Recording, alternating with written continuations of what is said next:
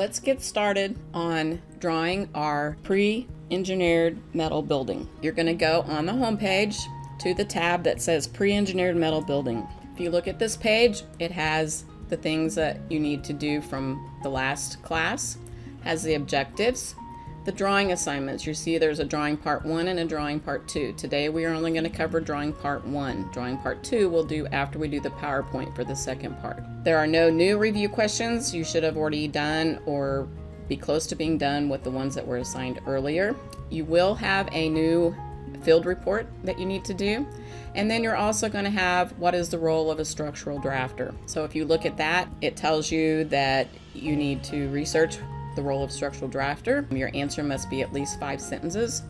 You must also reply to one of your classmates. Your response must be at least 3 sentences. Your original post is worth 10 and your response is worth 5. And so the entire assignment is worth 15 points. As you recall, in the first PowerPoint, we covered what is a PEMB, the advantages, the design process. So today, we are actually going to go into drawing part 1. You may need to use your book. There is an example. Again, your book is not very good, so I wouldn't rely on that totally. But I want to read through this first part of the assignment.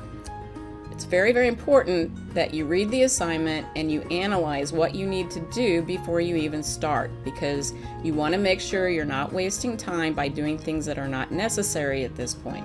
So decide exactly what you're being asked to do before you begin. Read the instructions. You should have created a shared OneDrive. So you're going to go in there and you're going to create a new folder under that shared drive that's called PEMB_Unit 11.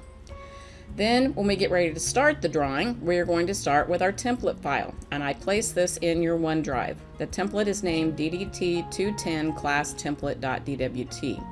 The drawing units are set to architectural units. Structural drawing is done in architectural units.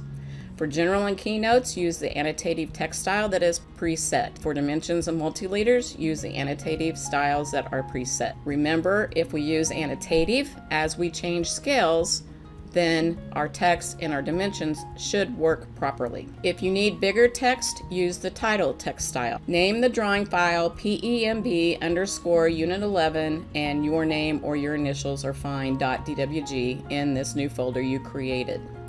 We want to make sure we use proper AutoCAD drawing standards such as layers, line types, notes, and dimensioning. There are some layers included, but you will probably need to add additional layers as needed.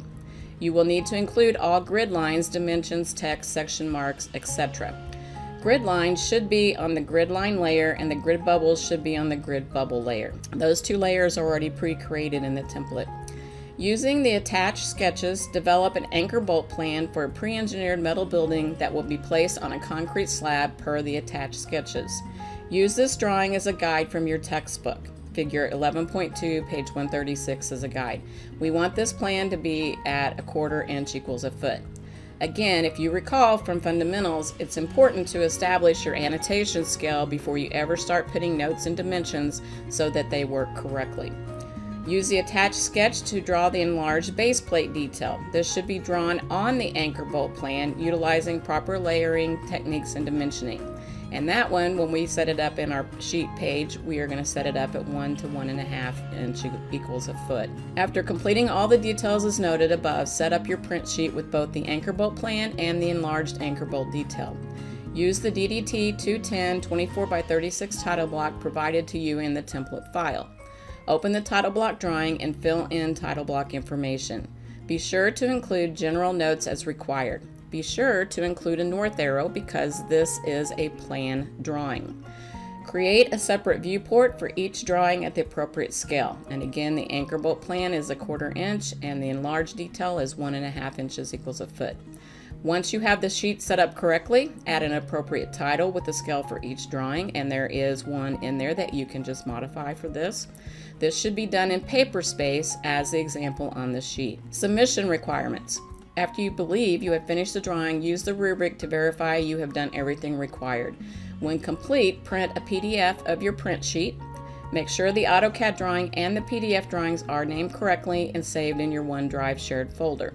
Again, I probably won't be going to your OneDrive unless you don't upload what you're supposed to, or you don't upload the correct drawings. After I've graded the assignment, you will be able to make corrections and resubmit for half of the points back as long as you make all the corrections. If I start to redline your corrections that you've made and I find like 3 things that weren't done, I will stop.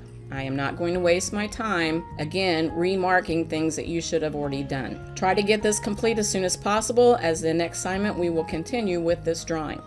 Use the Submit button in the upper right-hand corner of the Pre-Engineered Metal Drawing Part 1 assignment. Be sure to attach the PDF drawing and your AutoCAD drawing. I have set up a rubric for this. Once you are done with what you think is the drawing, you need to go through this checklist and make sure that you have done all of these items. Again, I can't stress enough how important it is for you to read and follow directions. In the next video, we will start drawing together the anchor bolt plan and the base plate detail.